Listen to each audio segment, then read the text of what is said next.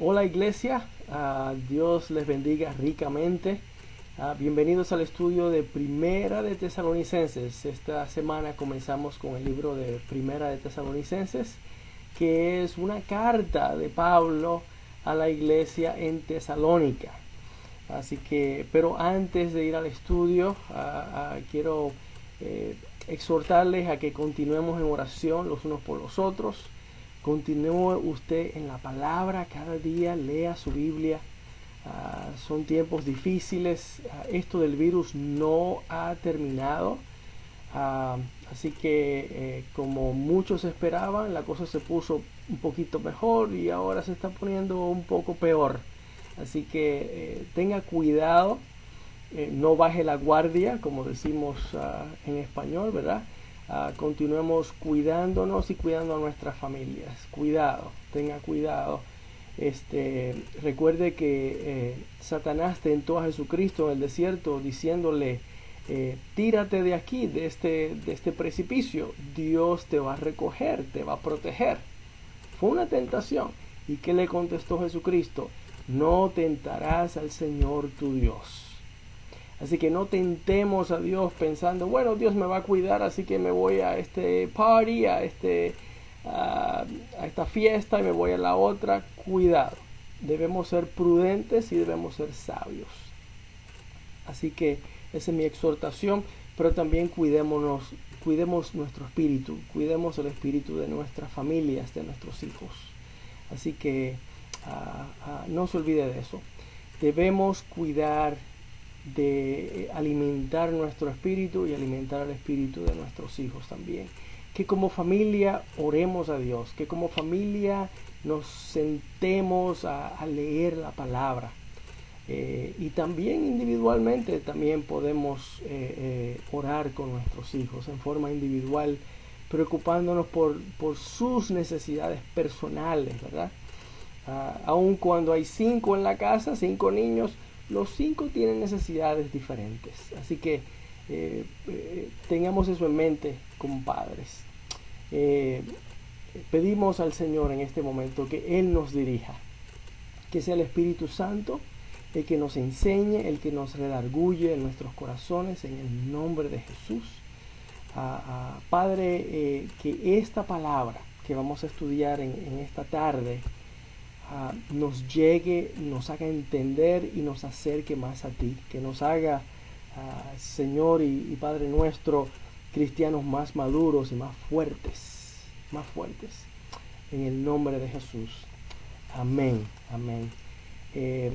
Tesalonicenses, Primera de Tesalonicenses en su Biblia, por favor. Empezamos con el primer capítulo, pero déjenme darle una pequeña introducción a este libro. La ciudad de Tesalónica es en Grecia, es en lo que hoy es el país de Grecia. Era una ciudad portuaria, igual que Éfeso lo era en Turquía. Tesalónica era una ciudad portuaria en Grecia. Está localizada en la zona noreste de Grecia y en esa época era una de las ciudades más importantes de la región por su comercio. Era un puerto. La iglesia fue fundada por Pablo con la ayuda de Timoteo y de Silas en su segundo viaje misionero de Pablo. En ese segundo viaje misionero de Pablo, en el año 50 más o menos después de Cristo, y en ese viaje de Pablo, Pablo sale de Jerusalén, salen de Israel, pasan por el Líbano, pasan por lo que es hoy día Siria, continúan por lo que es hoy día Turquía y llegan hasta Grecia, donde está la ciudad de Tesalónica. Y no termina ahí su viaje, continúa él hacia la ciudad de Atenas en Grecia, que todavía sigue siendo la capital de Grecia hoy día, y Berea también. Así que todas, donde Pablo va, ahí predica la palabra y establece nuevas iglesias. Así que Pablo fundó esta iglesia en su segundo viaje misionero. Y esta iglesia consistía de judíos y de gentiles, más gentiles que judíos. Recuerde que son gentiles, no son gente amable. Gentiles en la Biblia son gente que no son judíos. Así que para efectos bíblicos, usted y yo somos gentiles, porque no somos judíos. Ah, así que, como le decía, Pablo funda esta iglesia, judíos y gentiles, ahí en Grecia. Y él escribe esta carta alrededor del año 51, un año y pico más o menos después de haber fundado esta iglesia. Escribe esta carta muy posiblemente desde la ciudad de Corinto, también en Grecia, donde Pablo pasó un tiempo después de la persecución que hubo contra él en Tesalónica. Luego de él predicar en Tesalónica y establecer la iglesia, hubo una persecución ahí. Pablo tuvo que salir y siguió predicando en el resto de Grecia. Se establece en Corinto y pensamos que desde Corinto, en Grecia, pues él escribe esta carta a la iglesia en Tesalónica, o sea, a los tesalonicenses. Este viaje misionero lo podemos ver en el libro de los Hechos, capítulos 17 y 18, si usted quiere ver los detalles de este viaje misionero de parte de Pablo, capítulos 17 y 18 del libro de los Hechos. Pero el propósito de esta carta a los tesalonicenses, la iglesia en Tesalónica, es darles a ellos ánimo en sus pruebas, instruirlos en su andar cristiano, ¿verdad? Y darles esperanza por el regreso de nuestro Señor Jesucristo. Oye, ¿y cómo necesitamos nosotros esas tres cosas, verdad? Número uno, otra vez, el propósito de su carta, la carta de Pablo a los tesalonicenses, es darles ánimo a ellos en las pruebas. Ellos están atravesando pruebas, nosotros también. Así que esta carta puede haber sido escrita para nosotros y de hecho el Espíritu Santo la utilizará para ministrarnos a nosotros. Número dos, para instruirlos en su andar cristiano. Estoy repitiendo lo que leí hace un minuto. Y número tres, para darles esperanza en la venida de Cristo. Necesitamos eso, definitivamente, nosotros también. Cada capítulo de este libro, de esta carta de Primera de Tesalonicenses, usted se dará cuenta, toca el tema de la segunda venida de Cristo, ¿verdad? Ya sea el rapto o la segunda venida de Cristo. Así que vamos entonces a leer el primer capítulo de Tesalonicenses. Hay 7 enseñanzas básicas importantes aquí que vamos a estudiar en esta hora, ¿verdad? Vamos a leer del versículos 1 al 10, es un capítulo corto. Primera de Tesalonicenses, capítulo 1, dice así la palabra del Señor. Pablo, Silvano y Timoteo, a la iglesia de los tesalonicenses en Dios Padre y en el Señor Jesucristo. Gracia y paz sean a vosotros de Dios nuestro Padre y del Señor Jesucristo. Damos siempre gracias a Dios por todos vosotros, haciendo memoria de vosotros en nuestras oraciones, acordándonos sin cesar delante de Dios y Padre nuestro de la obra de vuestra fe, del trabajo de vuestro amor y de vuestra constancia en la esperanza en nuestro Señor Jesucristo. Porque conocemos, hermanos amados de Dios, vuestra elección. Pues nuestro evangelio no llegó a vosotros en palabras solamente, sino también en poder, en el Espíritu Santo y en plena certidumbre, como bien sabéis cuáles fuimos entre vosotros por amor de vosotros. Y vosotros vinisteis a ser imitadores de nosotros y del Señor, recibiendo la palabra en medio de gran tribulación, con gozo del Espíritu Santo. De tal manera que habéis sido ejemplo a todos los de Macedonia y de Acaya que han creído. Porque partiendo de vosotros ha sido divulgada la palabra del Señor, no solo en Macedonia y Acaya, sino que también en todo lugar vuestra fe en Dios se ha extendido, de modo que nosotros no tenemos necesidad de hablar nada, porque ellos mismos cuentan de nosotros la manera en que nos recibisteis y cómo os convertisteis de los ídolos a Dios para servir al Dios vivo y verdadero y esperar de los cielos a su Hijo, al cual resucitó de los muertos, a Jesús, quien nos libra de la ira venidera, la ira de Dios que viene, que está pronto por venir. Así que esa es la lectura de los 10 versículos del capítulo 1 de Tesalonicenses. Pero si fíjense cómo comienza la carta diciéndoles a ellos, ¿verdad? Que él se acuerda, Pablo se acuerda de ellos en sus oraciones y da gracias a Dios por ellos. Da gracias a Dios por ellos. Qué lindo cuando oramos los unos por los otros. No solamente el pastor debe orar por su iglesia, por cada familia, sino cada familia de la iglesia debe orar por las otras familias. Así que, por favor, no se olvide de orar los unos por los otros, porque estos son tiempos difíciles para cada familia de la iglesia, cada familia. Pero hay una enseñanza bonita en el versículo 3, primera enseñanza aquí, ¿verdad? Menciona 3 cosas que ellos han demostrado y 3 cosas que debemos demostrar nosotros en nuestra vida cristiana. Básicamente dice, el cristiano debe demostrar su fe. No solamente decir que tenemos fe, sino demostrar nuestra fe.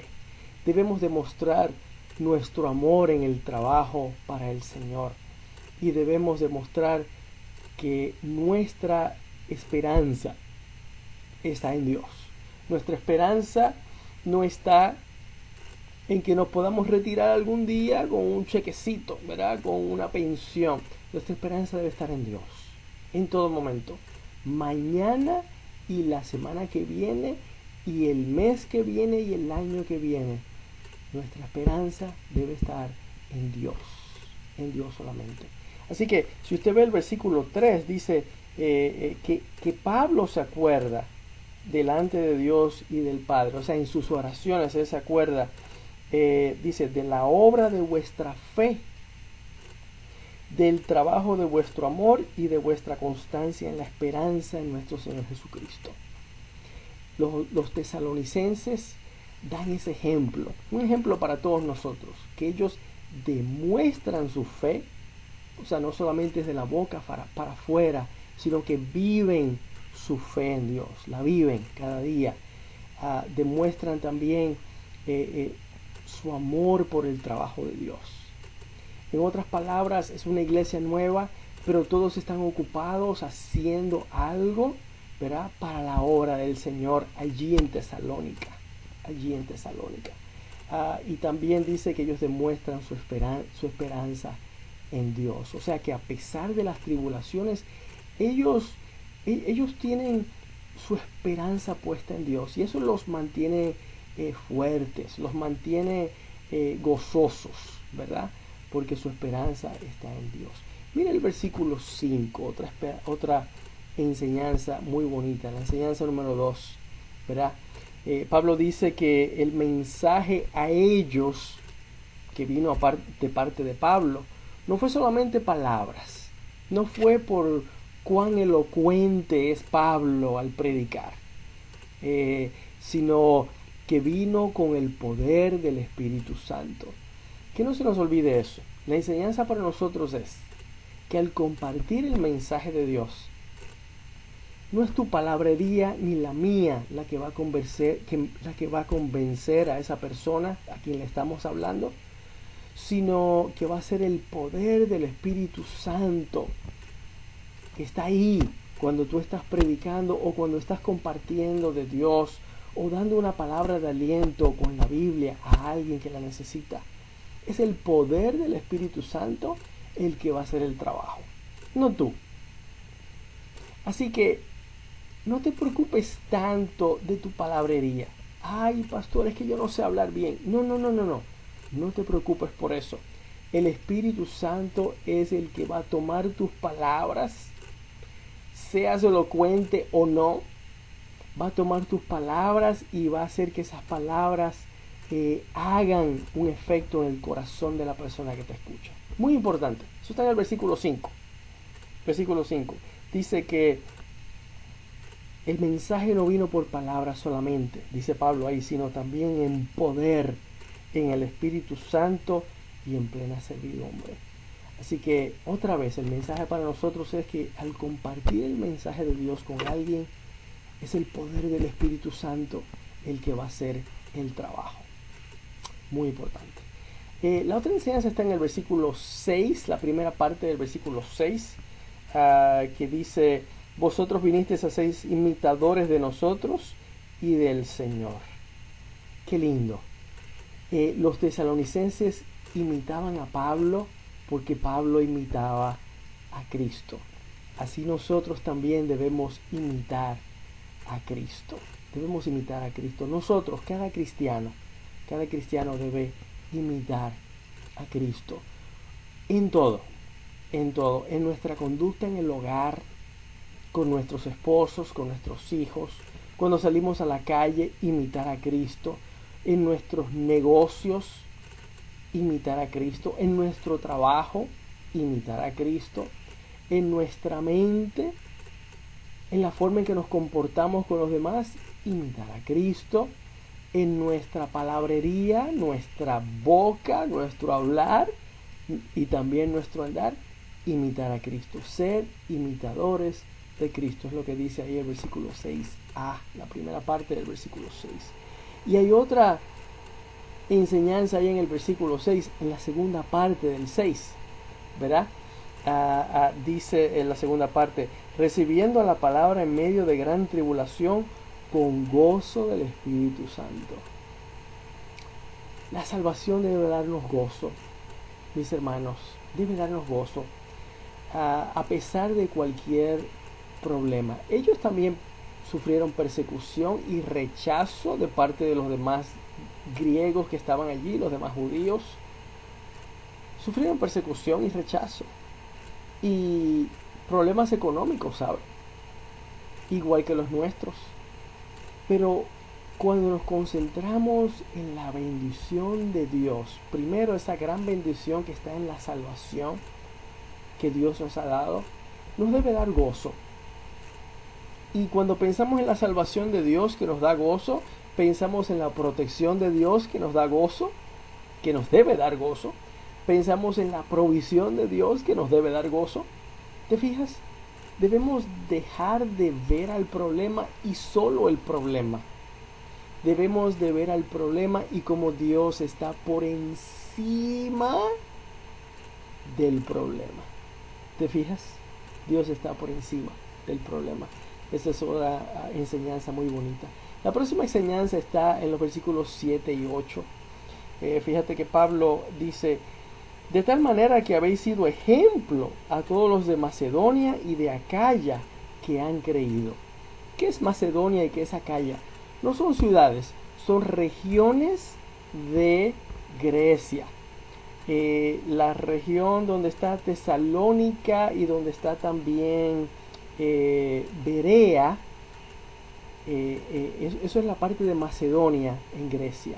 Y de ahí Pablo sigue hacia la ciudad de Atenas, después de salir de Tesalónica, después de salir de Berea, se va a Atenas a predicar.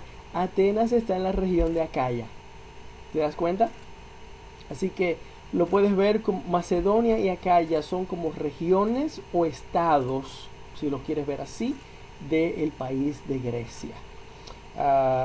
Aquí menciona él que ellos, los tesalonicenses, han sido ejemplo para los demás cristianos en la región de Macedonia y en la región de Acaya, donde ha ido Pablo a predicar. Ellos han escuchado de los tesalonicenses. Qué tremendo, qué lindo. Y dice el versículo 8: porque partiendo de vosotros, o sea, cuando él se fue de Tesalónica, ha sido divulgada la palabra del Señor, no solo en Macedonia y Acaya, sino que también en todo lugar vuestra fe en Dios se ha extendido de modo que nosotros no tenemos necesidad de hablar nada. O sea, Pablo no ha tenido que mencionar cuán hermosos y cuán especiales son estos hermanos de Tesalónica, porque esa gente a donde ha ido Pablo a predicar han escuchado ya de los tesalonicenses, de cómo ellos han abierto su corazón al Señor, cómo han cambiado sus vidas, ¿verdad? Así que mire la enseñanza. La enseñanza es que nuestro testimonio debe ser de gran ejemplo para todos los que nos rodean, así como fue el testimonio de los tesalonicenses para todos los demás en Grecia. Nuestro testimonio, lo que Dios ha hecho en nuestra vida, debe ser un gran testimonio para los demás. Así que eso es un poquito de presión, ¿sabe? Para cada uno de nosotros, pero no debe serlo. Cada uno de nosotros debemos estar imitando a Cristo en nuestra vida. Si imitamos a Cristo en nuestra vida, estamos dando un buen testimonio. ¿Te fijas? No es tan difícil. Lo difícil es que tomar la decisión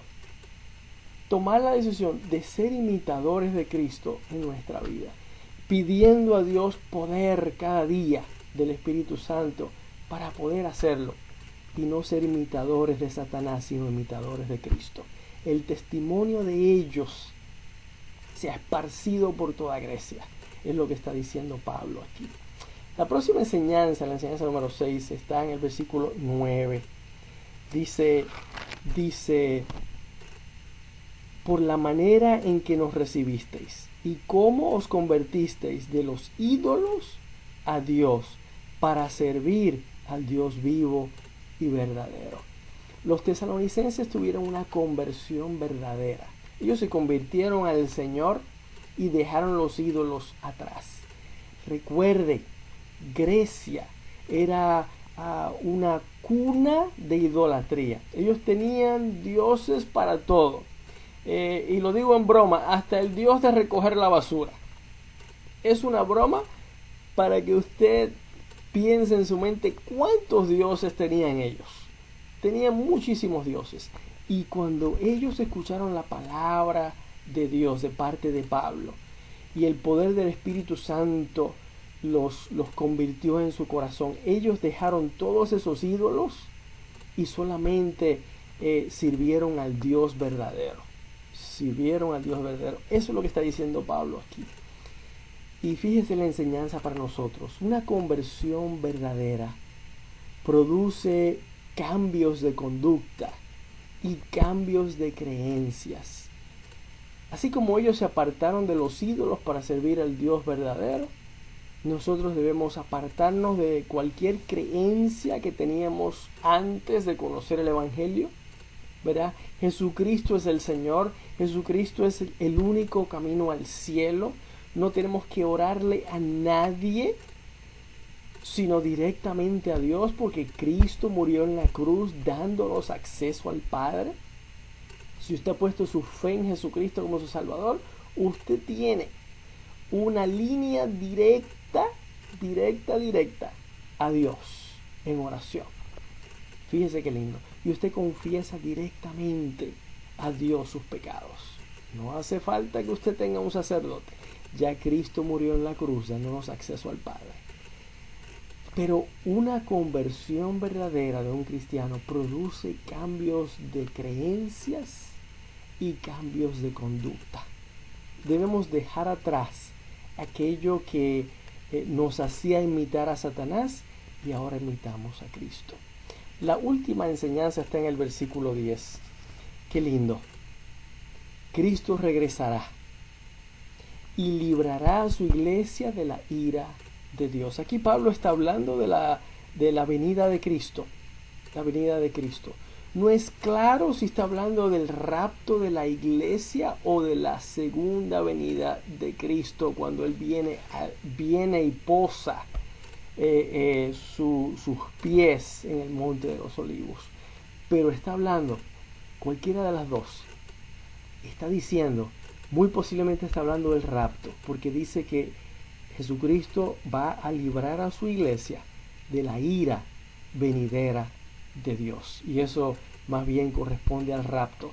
Cuando viene Jesús, que puede venir en cualquier momento, a llevarse a su iglesia. ¿Quién es su iglesia? Todos los que han creído en Él como su Salvador y como su Señor. Esa es la iglesia cristiana, ya sea metodista, pentecostal, presbiteriano, católico, bautista, los que han creído en Jesucristo y solo Jesucristo como su Salvador. Esos se van, Cristo se los va a llevar y comienzan los 7 años de la gran tribulación.